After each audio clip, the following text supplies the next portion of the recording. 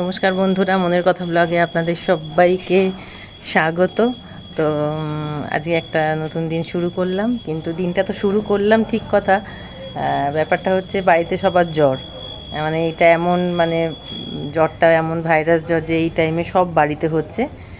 কিন্তু আমাদের বাড়িতে এটা আর কি একজনের না, তিনজনের হয়েছে। আমার ভাসুরের হয়েছে, জায়ের হয়েছে, আবার শাশুড়িরও হয়েছে। তো ওই মায়ের তিনজনে মিলে একদম নাজেহাল অবস্থা। তো আজকে রান্নাটা দেখছি একসঙ্গেই করে নেবো, আমি করে দেবো, কেননা দিদি উঠতে পারছে না, পায়ে খুব এই জ্বরটা। আবার দেখছি মানে কোমর আর পা মারাত্মকভাবে যন্ত্রণা করছে, এত যন্ত্রণা হচ্ছে। তো যাই হোক, তো টিফিন কি হয় দেখি। আমি এই কাচাকুচি করে উঠলাম, এখন 10:45 বাজতে যায়, এখনও কিছু রান্নার দিকে যাইনি। তো একসঙ্গে ভাত ডাল আর একটা তরকারি কিছু করে দেবো। তা কী করবো সেটা তো দেখাবো নিশ্চয়ই। তো দিদিকে বললাম তুমি শুয়ে থাকো, টিফিন যাই করি আমাকে ছাতু যদি গুলি সেটাও তোমাকে দিয়ে দেবো, তোমার নিচে আসতে হবে না। আমাদের আসলে ওপর নিচ তো একটু অসুবিধা হয়। আর তো এই হচ্ছে ব্যাপার। আর দেখি রান্না আরম্ভ করে দিই, তাড়াহুড়ো আছে আজকে একটুখানি। আর তারপর পরে দেখাচ্ছি কী করি, কী ব্যাপার। হ্যাঁ, কেননা সব শুয়ে আছে, শুধু মা উঠে একটুখানি যাও করে চান করে একটু পুজোর দিকে গেল, কেননা কেউ তো পুজো দেওয়ার নেই। আর দাদাও শুয়ে আছে, আর দিদি তো ওপরে শুয়ে রয়েছে। তো সবারই মারাত্মক শরীর খারাপ, উঠতে পারছে না। তাও দাদা দুদিন দোকানে গেছিলো, আজকে একদম বিছনা থেকে উঠতে পারছে না। তো ঠিক আছে, রাখছি তাহলে, পরে আবার আসছি। রান্না হয়ে গেছে, বাসনটা মাজলেই হয়ে যাবে।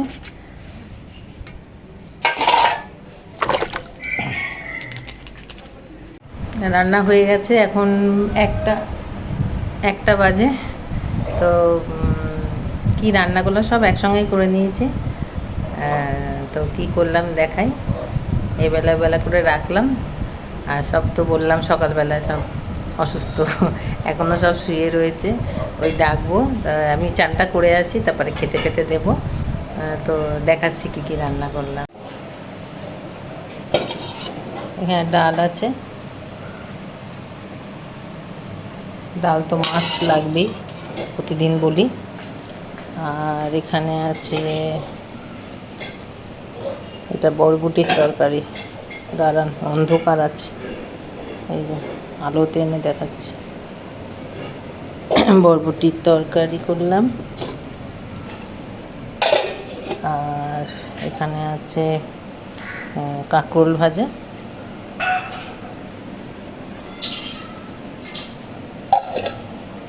আর এখানে আছে ডিমের ঝোল। দু জায়গায় রেখে দিয়েছি, এখানে একটা আছে আর এইখানেও বেড়ে রেখে দিয়েছি, কেন দুবেলা তো দু জায়গায় বেড়ে রেখে দিয়েছি, তাহলে সুবিধা হবে, অসুবিধা হবে না। তো বন্ধুরা, এখন বাজে 3:30, এই সবে খেয়ে দিয়ে এলাম আমরা, আমি আর কি। আর ভালোই বৃষ্টি পড়ছে বাইরে, পড়ছিল, পড়ছে না, পড়ছিল। তো এখন আকাশে মেঘ আছে, তবে মোটামুটি আর কি। তো বললাম তো সব শরীর খারাপ, সব শুয়ে রয়েছে, ওই একটু একটু করে সব খেয়ে নিল, খেয়ে নিয়ে সব আবার শুলো। তবে এই জ্বরটায় দেখছি কোমর আর পা প্রচণ্ড ব্যথা করে, প্রচণ্ড ব্যথা করে। তো ব্যথা করছে বলছে দিদি। আর কালকে হচ্ছে দিদির ওই পায়ে যে প্লাস্টার করা আছে ওটা আর কি কাটার দিন ওর নিয়ে যেতে হবে দিদিকে। আমাকে ছাড়াটা তো আমাকে ছাড়া তো একদম করতেই পারে না। এই যে এখন কাঁদছে আবার। তো খেতে ওপরেই দিয়েছিলাম, তো অল্প একটু খেয়েছে, বলছে আর একটু অল্প ভাত দিলে ভালো হতো। আমি না, একটু খাও, কড়া ওষুধ খাচ্ছ। তো কালকে আবার নিয়ে যেতে হবে। কালকে জন্মাষ্টমী, আমাদের বাড়িতে তো প্রতি বছর না, আগে প্রতি বছরই হতো, এখনও হয়, কিন্তু এবছরটা তো একদমই হবে না। ওই মা এমনি নম করে দেবে, একটু হয়তো ফল প্রসাদ বা মিষ্টি দিয়েই নম করে দেবে, কেননা এত জ্বরের বাড়িতে আর কি পুজো, আচ্ছা কী বাজার করবে, আর কেই বা কাজকর্ম করবে। তো এমনকি মায়েরও পর্যন্ত। হ্যাঁ, মা, দাদা, দিদি সবারই জ্বর, মানে ভালোই জ্বর। জ্বরটার থেকে বড় কথা সর্দি কাশি আর গা হাত পা ব্যথা, কোমর থেকে পা পর্যন্ত প্রচণ্ড ব্যথা। তো সেই জন্য আর কি মানে ওই এবারে আর জন্মাষ্টমী পুজো আর সেরমভাবে করতে পারলাম না। তো দেখি, ঠাকুর যদি ইচ্ছা হয় তো পরের বছর করব, একটুখানি ইচ্ছা আছে। হ্যাঁ, বেশ ভালো করে করার। তো দেখা যাক ঠাকুর কতটা সঙ্গ দেয়, আর গোপাল আর কি।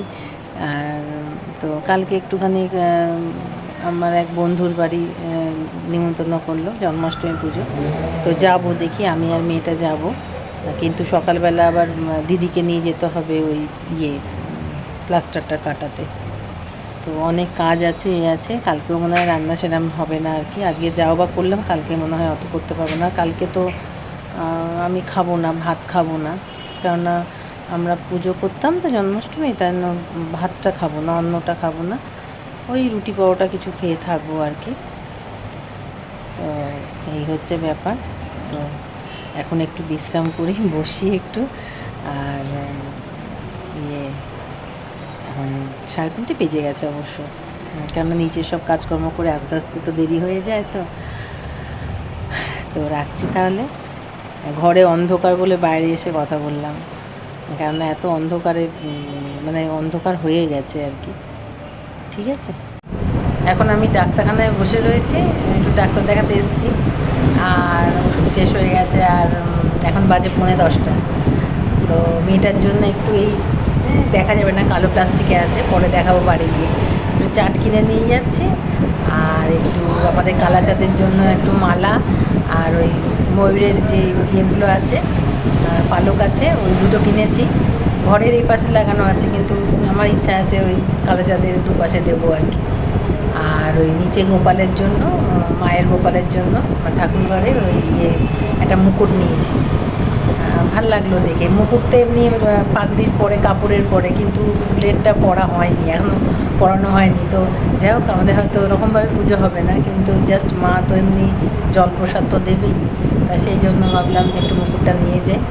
আর কালকেই মিষ্টি নেবো একটু, তো সেই জন্য আমি যে বসে আছি, আর কোনো ইয়েও নেই। তো সেই জন্য একটুখানি কথা বলে নিই, কেননা বাড়ি গিয়ে কখন কী বলবো, কেননা সারা সন্ধে পার্লারে ছিলাম, একটু ফেসিয়াল এসেছিল, তো ওটা করতে করতে তারপরে একদম আর সময় পাইনি, বেরিয়ে গেছি। রাখছি। এখন 10:30 বাজতে যায়, সবে ঘরে ঢুকলাম। আর এই যে এটা নিয়ে এসেছি, কালকে লাগাবো, দেখাবো তখন। আর একটু মালা নিয়ে এসেছি, আর মিষ্টিটা কালকে সকালে নিয়ে আসবো, কারণ আজকে নিয়ে এসে ফ্রিজে তো রাখা যাবে না, তা কোথায় রাখবো না রাখবো, পিঁপড়ে হয়ে যাবে, তাই জন্য কালকে নিয়ে আসা গেলে হবে, কাউকে দিয়ে আনলে হবে। তো হ্যাঁ, ডাক্তারখানায় গেছি বলেই দেরি হয়ে গেছে, নাহলে তাড়াতাড়ি হয়ে যেত। আর মেয়েটাকে চাট দিয়েছি, ও খাচ্ছে। আর একটু দেখি ভাত নিচে কে কী খাবে দেখি, দেখে তারপরে খাবার নিয়ে আমি ওপরে চলে আসবো। ওই আমার সঙ্গে এক গাল ভাত খাইয়ে দেবো ওকে। বাস, আজকের দিনটা এরমভাবেই কাটলো। আর কালকেও কাজ আছে অনেক। কালকে দিদিকে নিয়ে বললাম তো, প্লাস্টার কাটাতে যেতে হবে। তারপরে ঘরে তো রান্না আছেই। তারপরে সন্ধেবেলা আবার রাত্রেবেলা আবার, মানে সন্ধ্যের পর আর কি একটু বেরাতে হবে। পুজো বাড়ি আছে, সেখানে যেতে হবে, মানে আমার বন্ধুর বাড়ি। তো কালকে আবার দেখাবো কখন কি করি না করি।